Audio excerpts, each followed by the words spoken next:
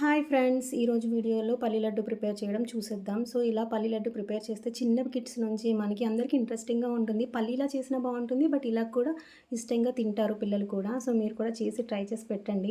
చిన్న చిన్న బేబీస్‌కి 1 ఇయర్ లోపు బేబీస్‌కి కూడా మనం పెట్టొచ్చు. తక్కువ క్వాంటిటీలో ఇవ్వచ్చు.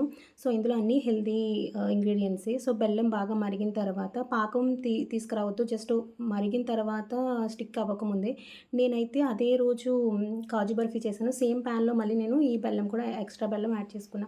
సో, పల్లీలు మనం బాగా రోస్ట్ చేసుకొని చల్లారనించి పౌడర్ చేసుకోండి. సో, ఆ పౌడర్ ఒక ప్యాన్‌లో గానీ ఏదైనా బౌల్‌లో తీసుకోండి. తీసుకొని మనం మరిగించిన బెల్లం కొంచెం కొంచెంగా యాడ్ చేసుకొని బాగా కలుపుకోండి. కలిపిన తర్వాత కొంచెం దగ్గరగా మనకి లడ్డు అవుతుందని తెలుస్తుంది కదా! ఆ టైంలో 2 స్పూన్స్ ఆఫ్ ఘీ కూడా యాడ్ చేసుకోండి.